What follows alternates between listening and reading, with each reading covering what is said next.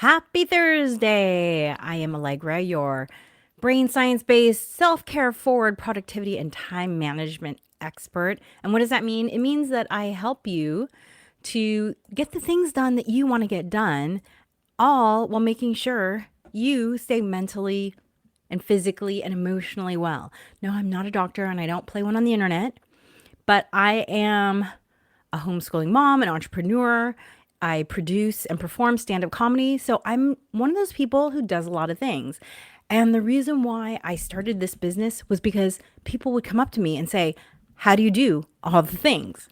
And so that's really what Beyond Your Wildest Dreams is all about. It's all about me helping you with the tools that have helped me. And look, maybe every tool doesn't work for you. We're all different. Our brains all work differently. So take what speaks to you and leave the rest. I didn't become like this overnight. I am 52, and so I've had a lot of time to do things the wrong way and then figure out what worked for me. I have been bedridden for 3 months and suffered from depression and anxiety and all the things. And I have figured out what works for me so that I can be as productive as possible. And I often, if you've read any of my books, I've written these 4 workbooks. And I know if you've listened to the audiobook, this is now available as an audiobook. I'm very, very proud. I actually just, I narrated it myself, which was a huge thing for me to overcome, thinking that like, who am I to narrate this book? I am not a voice actor. And it was a wonderful experience. I love doing it. But one of the things that I say at the beginning of my books, and by the way, they're all short reads designed to be read in an hour or less, and they're all workbooks so that you can immediately start using what you're learning, because that's how humans learn best. That's what the brain science shows. Anyway, what I was going to say about that is that at the beginning of the audiobook, I tell my listeners, if you read this book and you feel overwhelmed by the 3 tips I give you in the book, then maybe that's not the right place for you to start on your journey of becoming your best self. Maybe you need to start with mindset.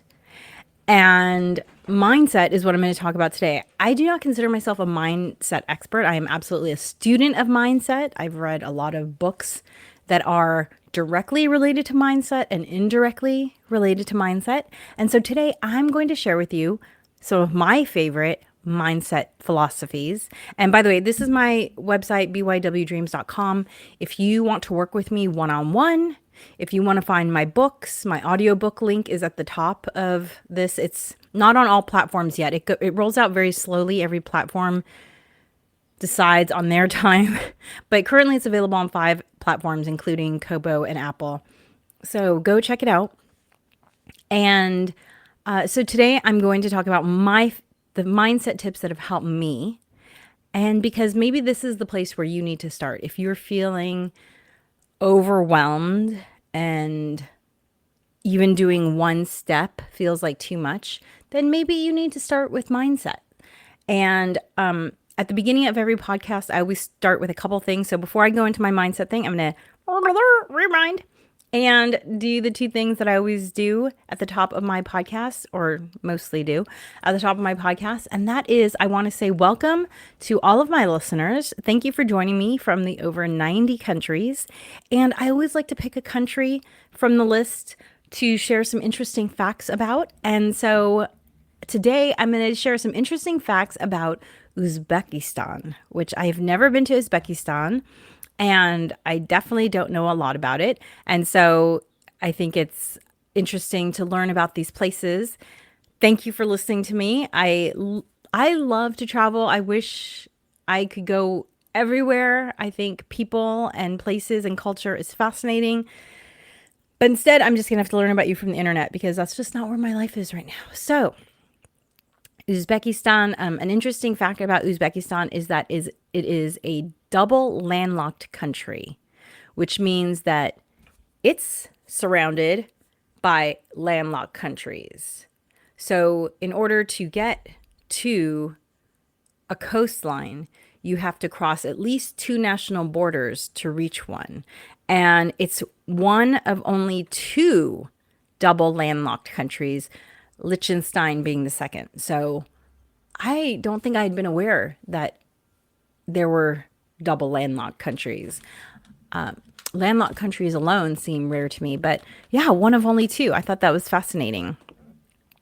Uzbekistan was the heart of the Silk Road, which was the ancient trading route between the Far East, the Middle East, and Europe, taking spices and silk and things back and forth. It was considered a superhighway, although that's really funny because it took, I don't know if it took years to cross. I just remember reading the story about Marco Polo, and the number that comes to mind, feel free to correct me. By the way, if you're watching live, I can see the comments, so feel free to, look up on Google. But for some reason, what comes to mind was that it took Marco Polo 2 years to go from Italy to China. So feel free to correct me, but superhighway, let's call it the super slow highway because it was not a really fast crossing.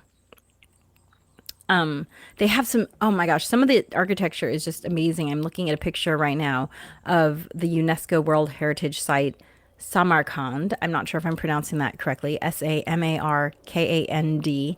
And it's beautiful. I'm looking at the mosque in Samarkand, and the tile work is just absolutely stunning. Just gorgeous, glossy mosaics all the way up the minarets, the domes. It looks really beautiful with that beautiful Islamic geometric patterns, like Greek key looking patterns. And it looks really beautiful. I would love to visit that. And then my last interesting fact is that Uzbekistan is a combination of the Turkish words uz, which means self, bek, which means master, and then the Persian suffix stan, which means country. And this is essentially translated as the land of the free. What a beautiful name. And I think it's so interesting that the name of the country itself is a combination of Turkish and Persian words. I just think that explains a lot. So fascinating. Thank you for joining me. Thank you for listening. I love having all of you here, and I love learning about your countries. And so if you are watching this live, I can see the comments. And if you have a question, I'm happy to answer it if it's related to what I'm talking about today. And if you are watching this recorded, I will also see the comments. It might take me a little bit longer because I don't always see the notifications. However, this will be uploaded as the Harness the Power of Planning podcast. You can watch the video. You can listen just to the audio. I believe it's episode 163. I can't believe it. So amazing. 163 episodes. It took a long time to get to 163 episodes, by the way. If you're joining me, if you're recently joining me, go back and listen and notice what year my first episode was. I think it might be 7 years ago. So look, today's topic is about mindset. I stopped and started my podcast at least twice. Like when I first started it, I was going really, really strong. And then maybe 5 years ago, I started it again. And then and then 2 years ago, I committed to it because I really enjoy doing this. I love speaking to you in this way. And so I really committed to it. And now I've been just in the last 2 years, did I get to over 100 episodes, and now 163. So thank you for joining me. I love being here. You can, if you go back and listen to my stuff, you'll see that I am a student of the things that I talk about. And that's what got me to episode 163. So the second thing that I always do is I draw a card from my little box of positive chaos that fell on the ground. You probably heard it clunk. 1 second.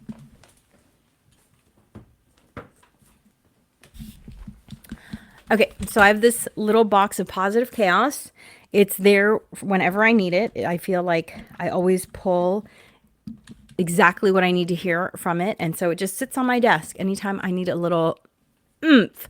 We all need a little oomph sometimes. That's just reality. I don't know if you've read the book Ready Player One. The book is so much better than the movie. And I'm not just saying that in the like, oh, there are details in the book that aren't in the movie. No, the movie is a radically different story than the book, including the 3 quests that Parsifal has to go on. The quests are so much more interesting in the book, really. And the book is much more of an allegory than the movie is. And the Artemis, the female protagonist, she's very much the philosopher in the story. She's kind of the Hermione to Percival's Harry, if you will, if you want to think of Harry Potter also as an allegory. But she challenges him about how he thinks about things. And one of the really interesting things she says is that she thinks life is basically kind of like an inefficient video game because you are born, or to use gaming terminology, you spawn in some random place on the earth to random family in random circumstances. And then you have to figure out how to stay alive and, gain points, gain energy, gain food, gain weapons, whatever. The weapons could be an education. It doesn't have to be a physical weapon. But she says that, in the game of life, the goal is to just enjoy it, to figure out how to enjoy it and be happy with your random circumstances. So, I think some people assume that I'm just a happy, upbeat person and that I don't have to work at it. No, I'm a happy, upbeat person because I have like these positive cards next to me so that when I need to be uplifted, I have a tool. I have lots of tools available to me at any time because I know what it feels like on the other side. And I hate it so much. I think the thing that most makes me me is that I have a low tolerance for being unhappy. I think some people have a much higher tolerance for being in a space where they don't feel good. I do not.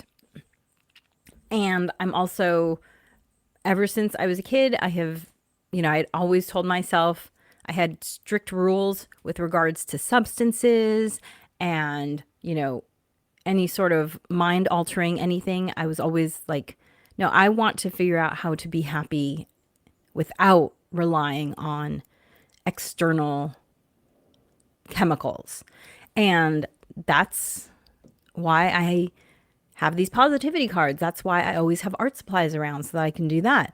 That's why I pursue different creative outlets, because I'm just trying to win at the game of my life. And that is about finding my joy. So, wasn't planning on going there, but hope that was helpful for someone. And let's pick the card from the back, as I always do. I don't read it first, so I have no idea what it says. When you are kind to others, it not only changes you, it changes the world. Rabbi Harold Kushner. When you are kind to others, it not only changes you, it changes the world. I absolutely agree with that. I forget which book I read it in, but there was a book of I'm guessing it was probably a book on meditation or something. And, I don't know if you've heard this, but they've done studies where monks have meditated in a group setting. So multiple monks together meditating. And then they measure the effect in the nearby town. And there's a documented effect. I should just look this up because I don't want to get it wrong.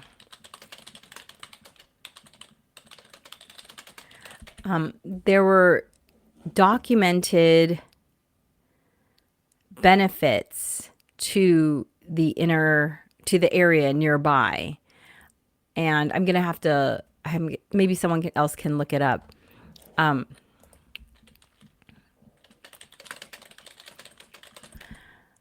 let me know what you think. But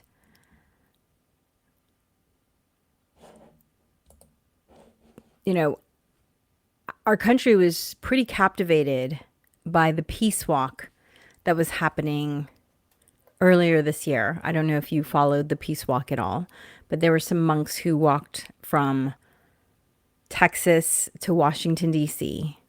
And I tuned in every day and it was beautiful. And you could see how it was rippling out across the country.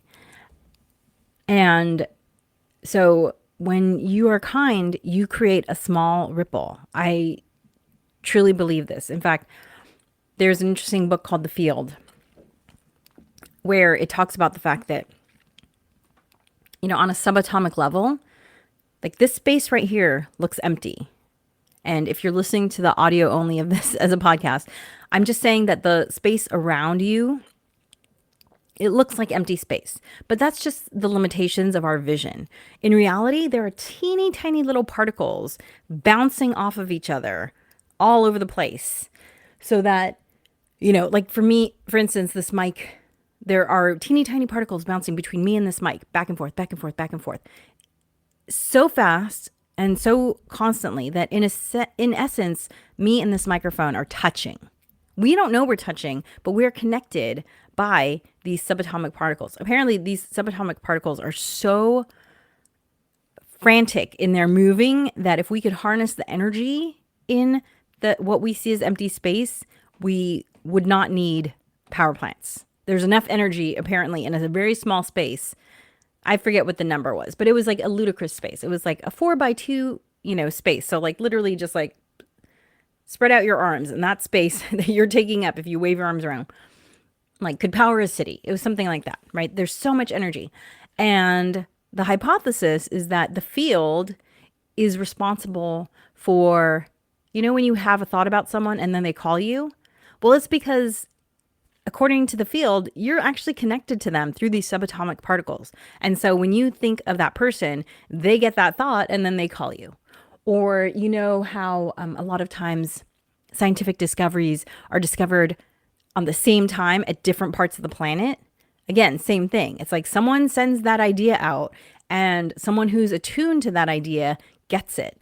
It's really interesting. There was the book, I forget what the title of the book was, but it was by that author who wrote Eat, Pray, Love, Elizabeth Gilbert. It's called like something magic, or I forget what the title is, but I believe in that book, she's talking about different people's creative process.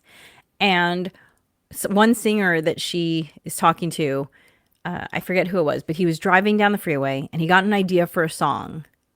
And he basically was like, well, I hope, Eddie Van Halen gets that same inspiration because I'm driving right now. I cannot write this song down. So he was thinking about someone else who might be tuned into that kind of song, receiving it the way he had received it, that moment of inspiration. So according to the field, right, we're all connected. We're all connected by these subatomic particles. And that makes so much sense to me. And so going back to this expression, this saying, when you are kind to others, it not only changes you, it changes the world. You're sending out that positive thought, that positive moment. It's literally being sent out along the field. Now, I think we've all seen those commercials where someone is nice to someone and then the next person is nice to someone and the next person. Yes, it can be that direct, but it can also be as indirect as putting more good energy out there. And honestly, this is why I don't watch horror movies, because I don't want that in my mind and I don't want to be having that feeling. Like as I was saying earlier, like I have a low tolerance for being unhappy. I want to feel good. So that's why I do things like pursue stand-up comedy. you know?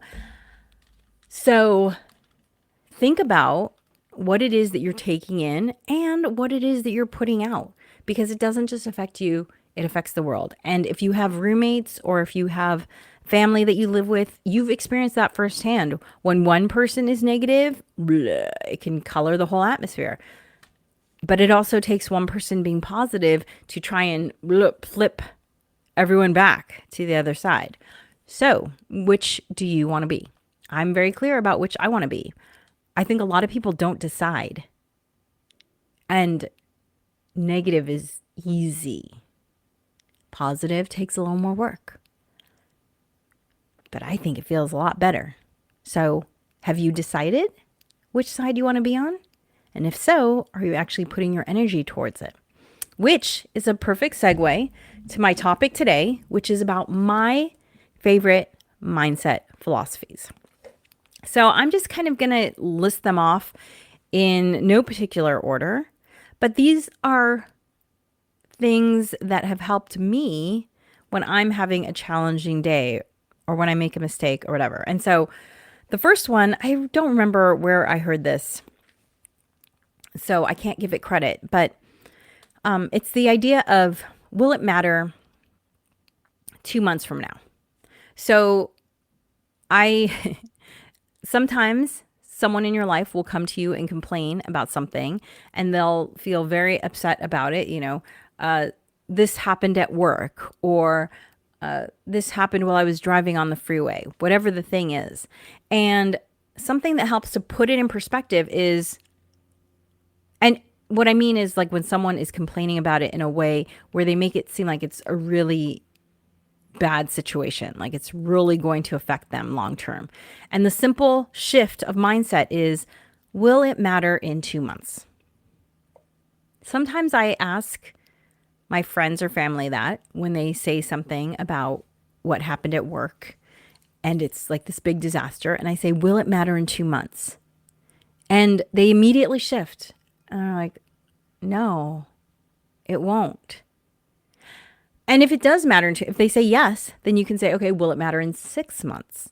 Like, are you giving, the whole question is around the idea of, are you giving this issue the appropriate amount of energy? Because if it's something that's not going to matter next week, then why are you, being miserable about it? Now, if it's something that's going to matter in a year, then okay, fine. Maybe it does require that level of concern. But a lot of times people give 1 year level of concern to something that's not going to matter in 1 week, just because it's what's taking their attention right now, right? In my class, Harness the Power of Planning, I talk about learning the difference between things that are urgent and things that are important. Those are two different categories of things. And a lot of times people confuse them. They think that something is important just because it's urgent. But a lot of times they're the exact opposite. A lot of times the urgent things are not important at all. They're just something that has a timeline, that has a deadline. You have to get it done by a certain time. That makes it urgent. It doesn't necessarily make it important. Sometimes it is both urgent and important, but usually you're given a long time span when something is important, right? Like, get the proposal to us in 2 months, right? You have 2 months to do it. If you've left it until 2 days before, well, now it's urgent and important, but that was really poor planning, right? If you think about it, like, you could have started working on it 2 months ago. So the first mind shift is asking yourself, will it matter in 1 week, 2 months, 1 year, so that you can have the appropriate level of concern about the thing. So that's my first mindset philosophy. My second mindset philosophy is, when you complain about the everyday things that you have to do, like, I have to walk my dog, I have to do the laundry. This simple mind shift is the get to. Instead of, I have to walk my dog, it's, I get to walk my dog because I have a dog to love and take care of and to love me back. And that's a beautiful thing. And I'm grateful for that.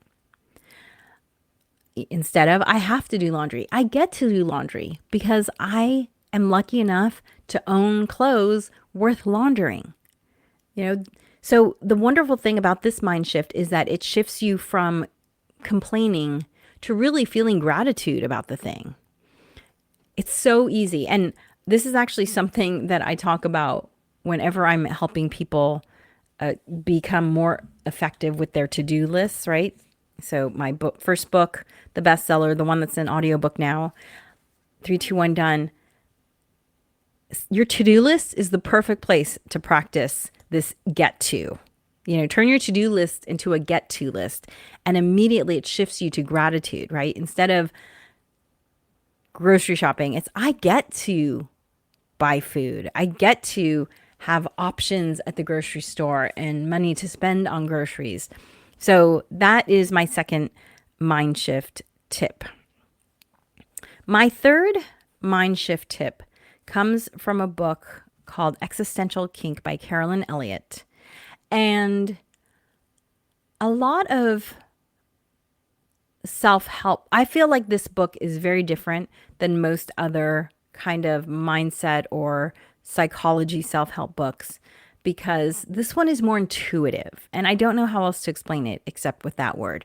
Like, if you consider all the other ones to be more Western in their thinking and more scientific, like, here's an instruction list, follow it. I feel like Existential Kink is a little more intuitive and creative in its approach to psychology. And the big takeaway I got from Existential Kink was having is evidence of wanting. And this is a really great tool for helping to unearth. It helped me. This tool helped me to unearth some beliefs that I didn't know I had. Okay, we all have these unconscious beliefs that are really kind of running the show if you're not aware of them. And so Existential Kink helped me to unearth these beliefs that I was not aware of. So for instance, we've all had someone in our life, I'm sure, who, and maybe you're not old enough yet, maybe you haven't had this happen, but I've had this happen a couple times where I see someone who keeps having the same thing happen to them. And literally sometimes it's the exact same thing. Like, I hate to say it, but there was someone that I knew who kept getting concussions in multiple different ways. Like, it was like, how are you getting that many concussions in your life and you're not a professional athlete? Like, it was very unusual. And I was like, okay, I don't know what that person, I didn't know this person very well. I don't know what that person's unconscious belief is, but like, maybe they think that they're, lesser than from a mental perspective. And so like, they're subconsciously allowing these concussions to happen. Okay, I have seen a few instances of people who keep having the same thing happen. Like, like they have a certain object that keeps getting stolen. Okay, just like, so clearly they don't think they deserve that object. It sounds crazy, but it's totally true, right? And one of my spiritual teachers, Mark Vieira, Dr. Mark Vieira, he said, the whole point of life is learning. And you can either learn by choice, meaning read the books, do the exercises, do the self-exploration, or you can learn by the cosmic 2x4 of life coming and smacking you over the head, and that is way more painful. And I've experienced the cosmic 2x4. I experienced it when I was bedridden for 3 months because I didn't know what my boundaries were. And therefore, my body was like, well, we're shutting it down then, because this is not sustainable. You cannot keep doing this. And that's another story for another time. If you look at my podcast, at my burnout story, you will hear all about that. Okay. So that was me learning from the cosmic 2x4 of life. Well, if you don't learn, then guess what? The cosmic 2x4 keeps coming back. And I've seen it happen to other people. Now I feel like I'm in the stage of my life where I am actively trying to grow on purpose. So the cosmic 2x4 is leaving me alone because I'm doing my job, which is trying to become better. Like when you think about it that way, it really does feel like a video game. Like the video game's like, you're trying to get it too easy, so I'm going to give you a challenge that's going to force you to level up, or you can level up on your own. Okay. So, going back to Carolyn Elliott, existential kink, having is evidence of wanting. When you look at the patterns in your life, and she doesn't say this isn't for like the everyday thing, right? Like the random one-off thing. We're talking about when the same thing keeps happening to you over and over again. Okay. That's when you should be paying attention. That's when having is evidence of wanting. And I uncovered some, I mean, it was so obvious once I looked at it, but honestly, I was startled when I was like, oh, that's why I keep getting that, because I must, like, for instance, like just a simple one, maybe you're someone who says, how come whenever there's, an event that needs to be planned, people ask me? Maybe it's because you like to feel needed, right? It's simple like that. But for you, it's this huge added weight and pressure, right? And really a boundary issue. But part of you likes feeling needed. And that's why people keep coming to you, because they know you're going to say yes. And you say yes because, again, having is evidence of wanting. On some level, you want that responsibility because it makes you feel needed. And then once you no longer need to feel needed in that way, then you can erect that boundary. Once you're like, no, that doesn't feel good to me, I'm going to erect a boundary here. But you have to become aware of this belief that you might not be aware of. And that's where existential kink really helped me. 2 other mindset tips that I'm going to give you. One is there's a book called The Gap and the Gain by Dr. Benjamin Hardy. And it's such a simple mindset shift, but I think very powerful.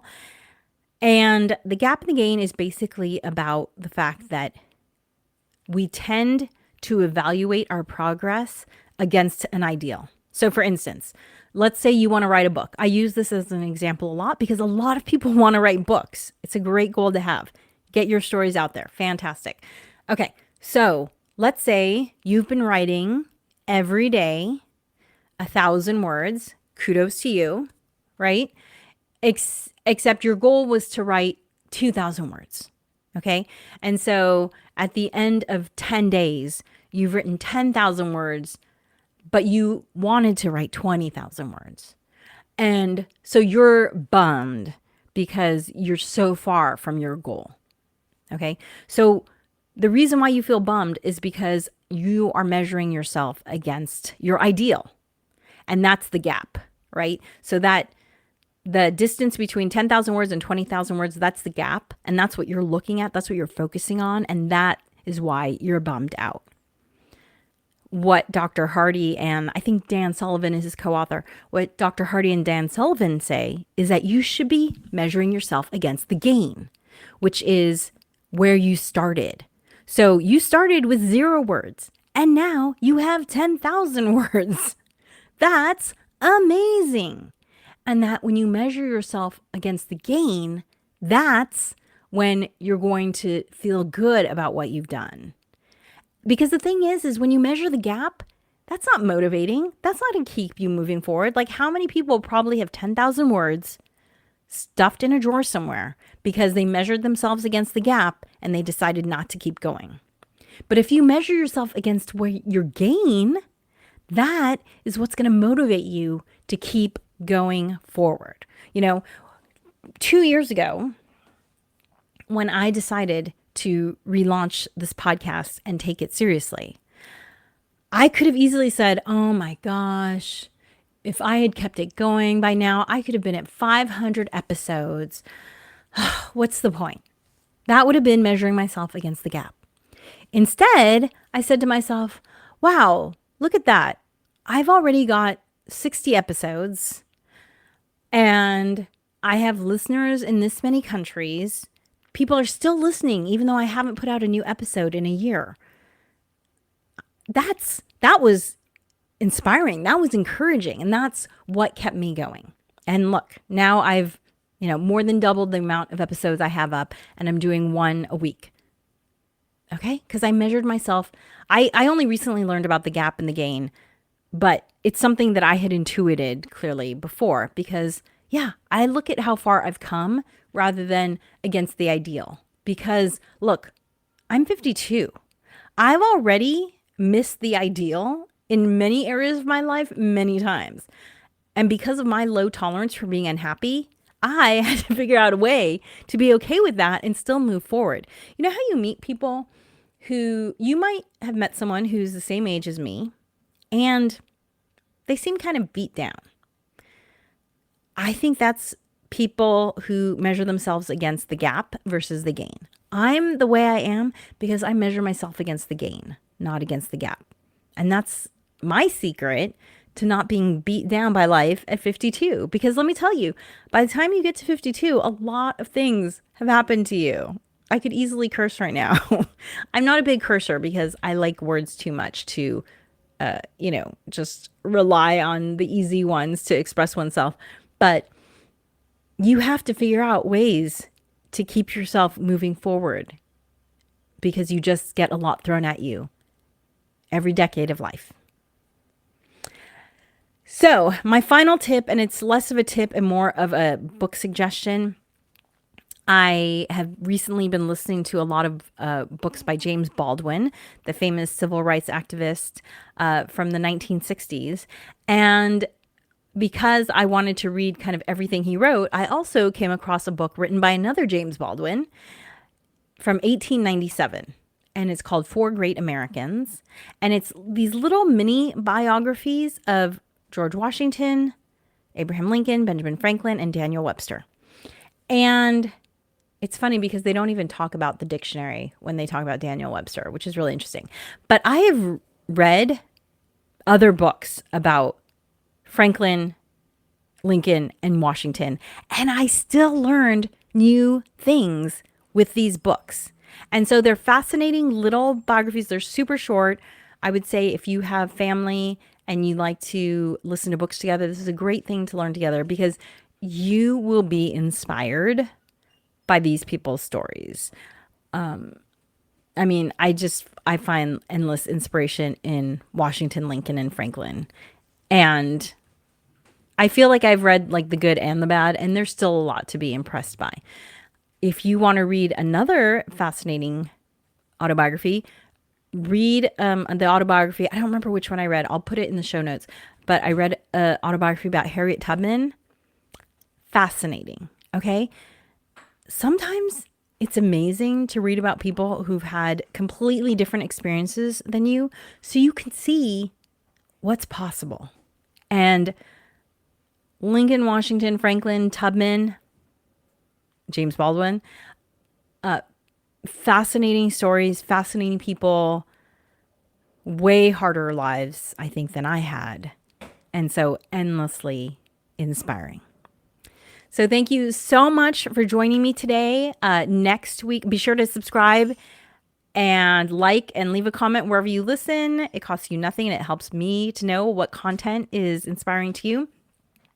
And next week, I'm actually going to talk about one of my favorite things, which is being outdoors and how good it is for you, how good it is for me mentally, but also too, there's some really fascinating research about the effects of being around trees on your brain that I'm going to share with you. And I'm excited to share that with you. So be sure to like and subscribe wherever you listen. Thank you for joining me. And remember, planning makes everything easier. Bye.